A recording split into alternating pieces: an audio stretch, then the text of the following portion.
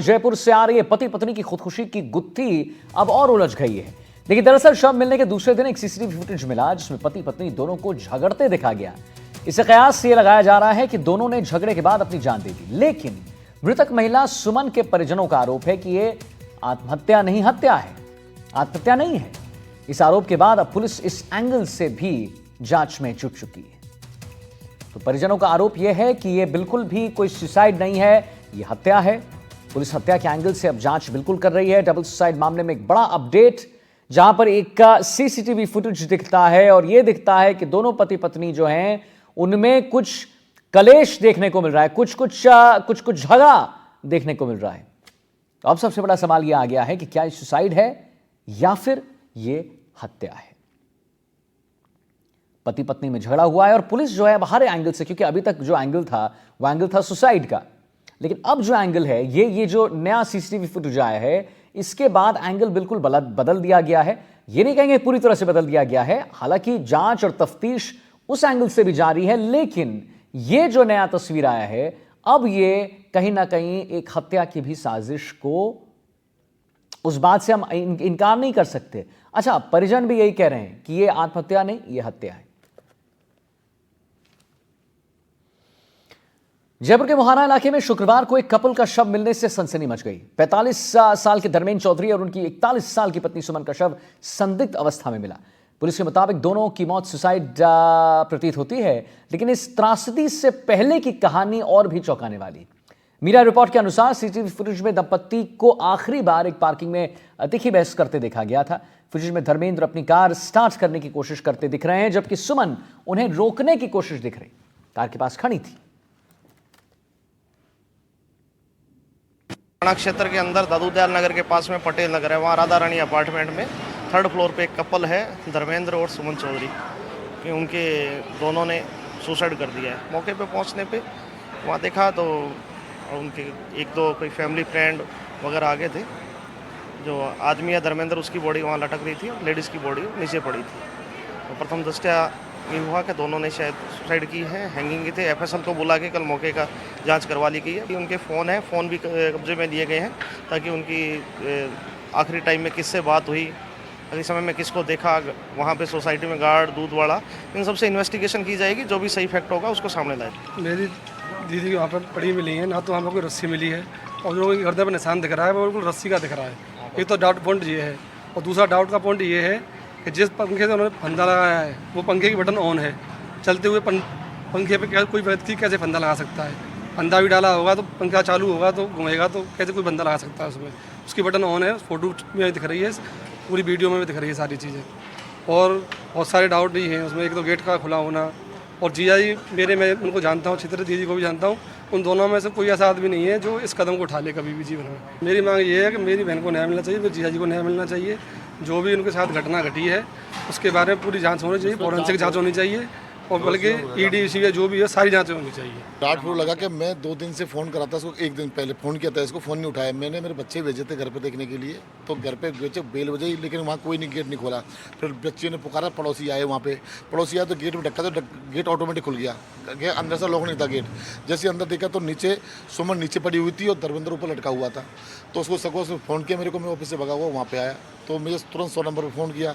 तो शक इसलिए हो रहा है कि एक तो गर्दन पर यहाँ का उसका बड़ा निशान लगा हुआ है, पीछे जो अगली चुन्नी बहुत ऊपर थी उससे निशान से, और सुमन नीचे पड़ी हुई थी। अगर वो सुमन उस फंदे से लटकी तो उसको उतारा किसने नीचे? और सुमन के कपड़े अंदर बाहर हॉल में पड़े हुए हैं। जो दिन में जो सूट पहन रखा था, रात को दोनों साथ घूम के आए थे 10 बजे, रात को फ्लैट में 10 बजे एंटर किया है। उन्होंने कपड़े चेंज किए, दोनों ने कपड़े हॉल में पड़े हुए हैं, और उसके बाद उन्होंने बीच में क्या बात हुई क्या कोई पता नहीं है। पर ढंग से इसकी जांच हो जाए भाई। तीसरा आदमी तो 100% कोई ना कोई तो आया है फ्लैट में, चाहे वो किसी कैसे भी मकसद से आया है। तो सुसाइड है या हत्या, अब इस पर पुलिस जो है जांच कर रही है। जैसा कि हम आपको लगातार दिखा रहे हैं, सीसीटीवी फुटेज में दंपत्ति को आखिरी बार एक पार्किंग में तीखी बहस करते देखा गया। फुटेज में धर्मेंद्र अपनी कार स्टार्ट करने की कोशिश करते दिखाई दे रहे हैं, जबकि सुमन उन्हें रोकने की भी कोशिश कर रही हैं।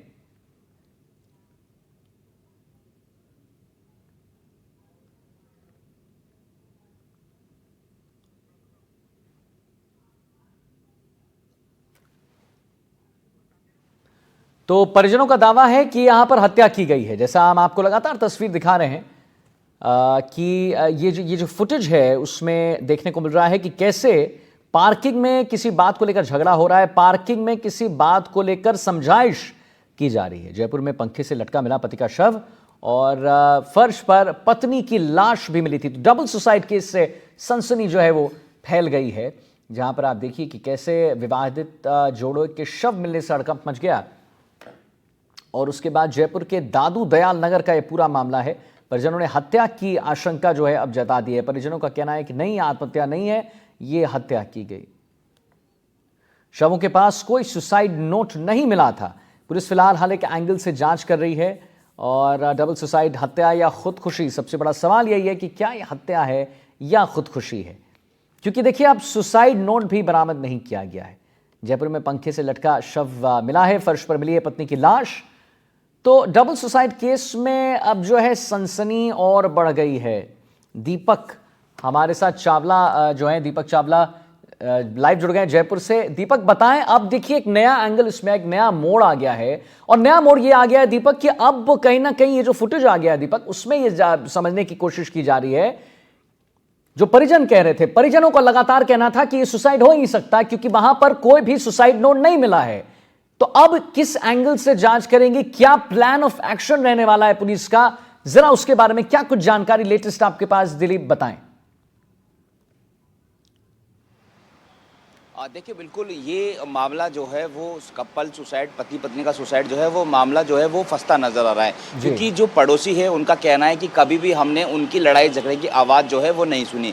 अगर किसी पति पत्नी में लड़ाई झगड़ा जो है होता है तो सबसे पहले पड़ोसियों को अमूमन मालूम पड़ जाता है, क्योंकि आवाज़ जो है वो आती है। फ्लैट में जो पड़ोसी है वो कहते हैं कि कभी भी हमने ऐसा नहीं सुना है। इसके अलावा ससुराल पक्ष वाले जो लड़की के हो चाहे लड़के को, वो भी जो है वो तारीफ़ कर रहे हैं एक दूसरे की, अपने दामाद की, उधर से वो अपने बहू की, कि इनमें कोई लड़ाई झगड़ा जो है वो नहीं था। बाकायदा इनकी जो है वो बेटी भी थी, 12 साल की बेटी, और एक उससे जो है 8 साल की जो बेटी थी, फिर भी उनका कोई भी झगड़ा नहीं था। अब सवाल ये कि जब झगड़ा नहीं था, आर्थिक तंगी नहीं थी, तो अचानक इस कपल ने, इस पति पत्नी ने सुसाइड जो है वो कैसे कर लिया हो। अब सीसीटीवी फुटेज सामने आया है, उस पर आप जो है क्लियर देख रहे हैं कि दोनों पति पत्नी में जिस तरह से हॉट टॉक हो रही है, लड़ाई हो रही है, आर्ग्यूमेंट हो रहा है। संभवतः अब पुलिस ऐसा अंदेशा लगा रही है कि संभवतः किसी बात को लेकर, अब वो किसी बात यानी कौन सी बात है, उसकी ही जो इन्वेस्टिगेशन है वो यहाँ पर की जा रही है।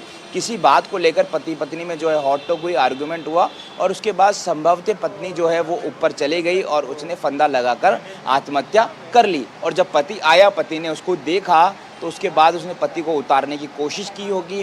फिर पत्नी जब नहीं रही, उसके बाद उस पति ने भी जो है वो आत्महत्या करके अपना फंदा जो है मौत के मुंह नहीं, को तो गले दीपक लगा एक बात लिया। बताइए, अगर यही बात है, हाँ बिल्कुल सही है, हम लोग हर एक एंगल से इसके बारे में समझ रहे हैं और सोचने की कोशिश कर रहे हैं। तो अगर पति वहां पर आता है तो क्या वो एक सुसाइड नोट नहीं लिख देगा?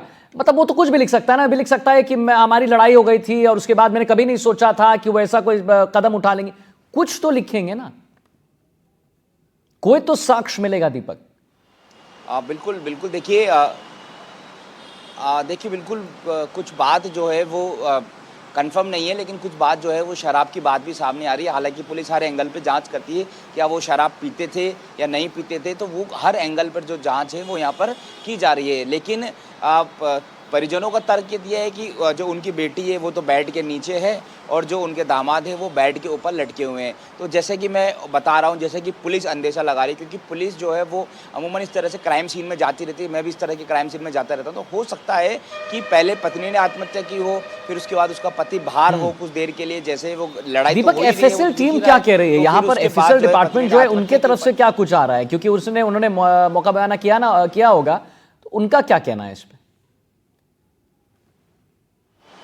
देखिए बिल्कुल एफएसएल टीम के सूत्र ये बता रहे हैं कि तो क्लियर हैंगिंग है, यानी कि आपने हैंग करके और आत्महत्या की है। किसी भी तरह की मर्डर की अभी तक पुष्टि नहीं हुई है। अब वजह, बड़ी बात ये है कि दर्शक और सभी लोग जानना चाहते हैं कि वजह क्या रही, कि जब दो बेटियां हैं, आर्थिक तंगी नहीं है, पति पत्नी में लड़ाई नहीं है, तो फिर अंदर की वजह क्या है वो जानना जरूरी है। तो वो जानने के लिए दीपक एक आखिरी सवाल आपसे पूछूंगा, जरा संक्षेप में बता दीजिए कि बच्चों की तरफ से क्या कुछ सामने आया है? क्या उन्होंने आगे बढ़कर कुछ कहा है कि मम्मी पापा के रिश्ते कैसे थे? क्या कोई खटास चल रही थी या क्या कुछ ऐसी बात? देखिए बच्चे अभी फिलहाल यहाँ जयपुर में नहीं है, अपने जो भरतपुर नंदबई है वहाँ पर जो है वो जा चुके हैं, अपने पिता के घर पे जा चुके हैं। लेकिन उनके जो मामा हैं बच्चे के, उनसे मैंने बात की थी, मैंने पूछा था बच्चों का क्या तर्क है, तो उनको भी उनका ये कहना था कि वो भी शॉक्ड है अभी, क्योंकि 12 साल की बेटी है, वो काफ़ी समझदार होती है, तो वो शॉक्ड है कि माता पिता में जब लड़ाई नहीं थी तो आखिर ये अचानक से हुआ कैसे। और कमरे में क्या आप देखेंगे तो उनकी बच्चियों की जो तस्वीर है वो भी देख सकते हैं कि कोई व्यक्ति अगर इस तरह की जहमत उठाने की कोशिश करता है तो उसकी नज़रें जो है तस्वीरों पे जाती है, उनकी बेटियां उनके पीछे है। लेकिन अब वो भी शॉक्ड है कि सब कुछ होने के बाद भी, सब कुछ सही होने के बाद भी आखिर क्या वजह रही कि आत्महत्या को, मौत को मुंह गले लगा लिया। फिलहाल जो पुलिस है वो मामले की जांच कर रही है। देखिए एक क्षणिक भी होता है, एक अचानक से कुछ क्षण हो जाता है और आदमी जो है वो कर लेता है, बाद में पछतावा होना पड़ता है। ठीक है दीपक, चलिए बहुत बहुत धन्यवाद करेंगे आपका महत्वपूर्ण जानकारी देने के लिए, हमारे दर्शकों तक का महत्वपूर्ण जानकारी पहुंचाने के लिए। और ये